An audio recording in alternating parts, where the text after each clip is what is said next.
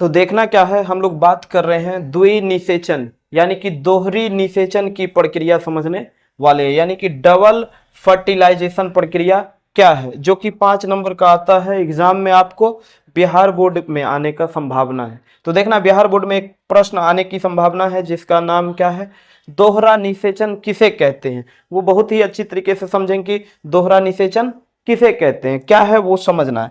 सबसे पहला हम बात करते हैं कि निषेचन होता क्या है। निषेचन क्या होता है, यानी कि वैसी प्रक्रिया जिसमें कोई नर के युग्मक नर युग्मक यानी कि परागकण नर युग्मक क्या चीज, परागकण निकलकर किसी स्त्री केसर के अंडाशय से, स्त्री केसर के अंडाशय तक क्या जाकर मिल जाते, उस प्रक्रिया को क्या कहा जाता है, निषेचन कहा जाता है।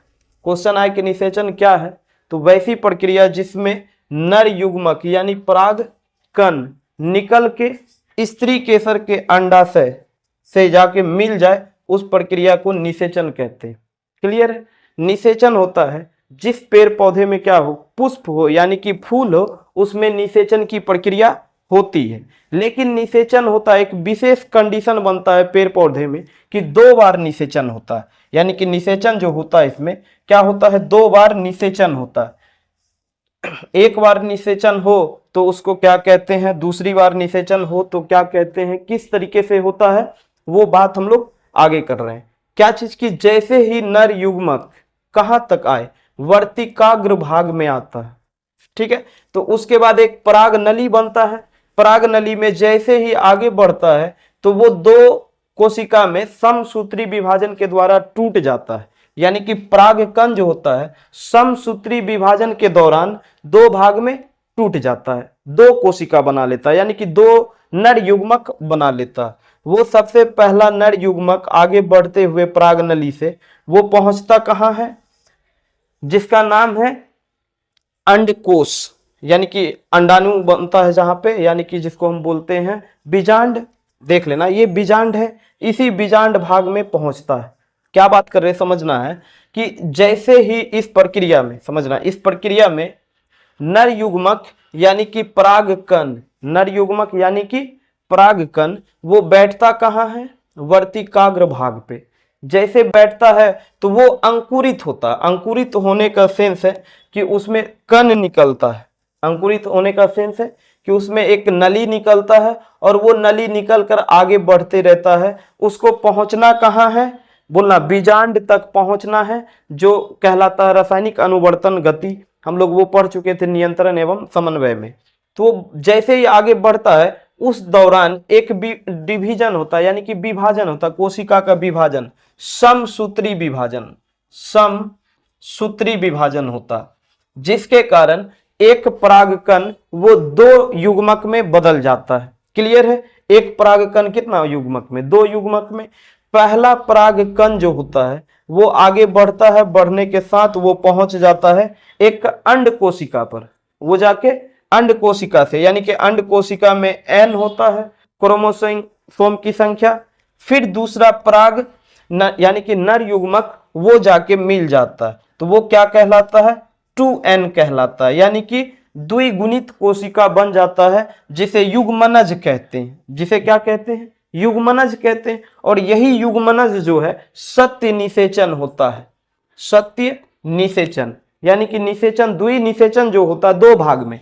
सबसे पहला भाग का नाम है सत्य निषेचन, दूसरे का नाम है त्रिसंकलन। समझना क्या है, त्रिसंकलन। हम बात कर रहे कि ऊपर से आया क्या चीज, एक परागकण। ऊपर से क्या आया, एक परागकण, जो कि आया था कहां से, परागकोश से चल के परागन की क्रिया से आया था स्त्री केसर तक। अब वो जब परागन एक रास्ता बनाया, उसी रास्ते में जो है वो 2 भाग में टूट गया, यानी कि 2 कोशिका बन गया। तो पहला कोशिका जो है वो जा करके एक रास्ते से पहुंच गया लड़की के अंडा भाग पे। क्लियर है। जहां पर पहले से था एक केंद्रीय कोशिका यानी कि N, फिर ये ऊपर से आया एक N, बन चुका है 2N, यानी युग्मनज बन गया। भ्रूण कोश के अंदर क्या बन गया, एक युग्मनज बन गया। और यही विकसित होकर क्या बनेगा, बीज बनेगा।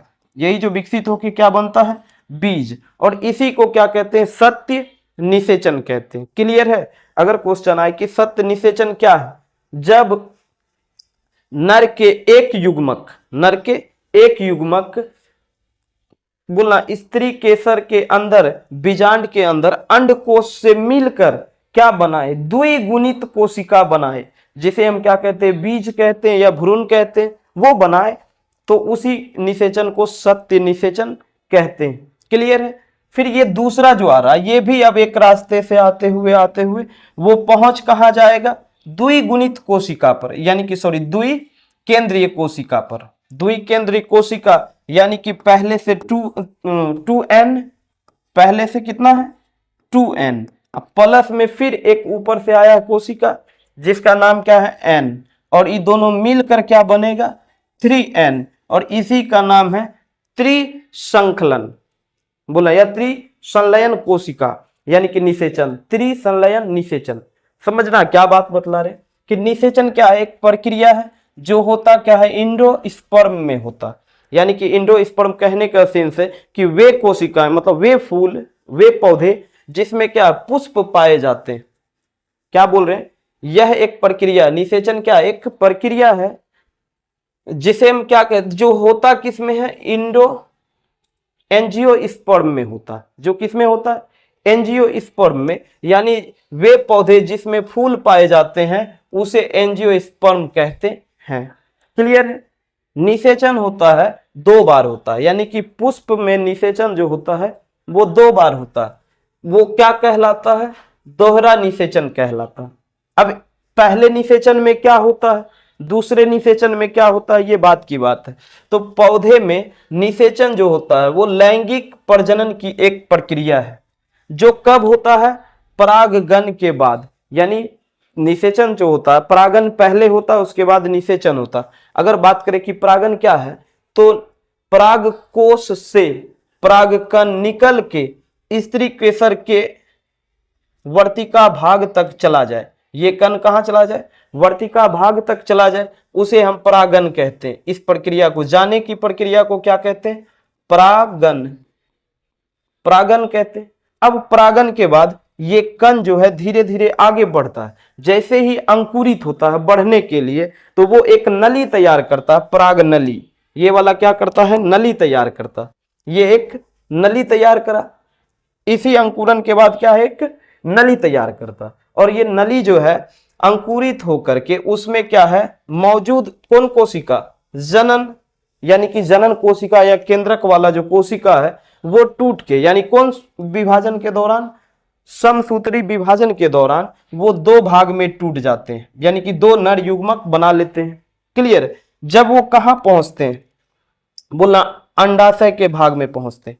जैसे ये अंडाशय के भाग में पहुंचने के बाद जो है वो बीजांड के अंदर घुस जाते हैं दोनों कोशिका। अब बीजांड के अंदर 2 प्रकार का कोशिका होता है, एक होता है एक केंद्रीय कोशिका, एक होता है द्विकेंद्रीय कोशिका। बीजांड के अंदर कई गो कोशिका, 2 प्रकार का कोशिका, एक का नाम है एक केंद्रीय कोशिका, आपको यहाँ पे दिख रहा होगा कि ये सब क्या है, एक केंद्रीय कोशिका। बोला ये सब क्या है, एक केंद्रीय कोशिका, सब क्या है, एक केंद्रीय कोशिका, और इस बीच में जो है द्विकेंद्रीय कोशिका है।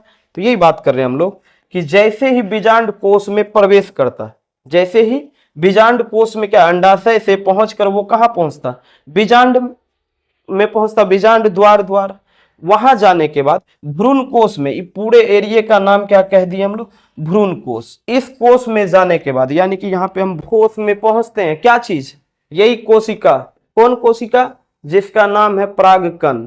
परागकण जैसे भ्रूण कोश में पहुंचते हैं तो वो फट जाते हैं, समझना, जैसे ही फटते हैं तो उसमें से 2 नर युग्मक जो है वो मुक्त हो जाते हैं, 2 नर युग्मक मुक्त हो जाते हैं। जैसे ही 2 नर मुक्त होते हैं तो वो एक जाके सत्य निषेचन कर लेते हैं और दूसरे जाके त्रिसंलयन कर लेते हैं। यानी कि पहला जो टूटा, ठीक है, वो जाके एक केंद्रीय कोशिका, यानी कि इसका नाम N और एक केंद्रीय कोशिका N, दोनों जाके मिल के क्या बना 2N, यानी इसको बोलते हैं सत्य निषेचन।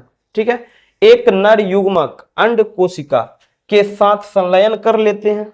करने के बाद इसके फलस्वरूप द्विगुणित कोशिका बनाते हैं जिसका नाम क्या है, युग्मनज। युग्मनज तैयार करते हैं और यही युग्मनज बाद में विकसित होकर भ्रूण बनते हैं या इसी को हम बोलते हैं कि बीज बन जाते हैं।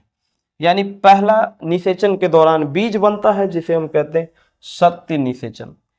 अब हम बात करें दूसरा, जो बोलते हैं दूसरा संलयन जो होता है, संलयन, दूसरा संलयन जो होता है उसमें क्या होता है, दूसरा नर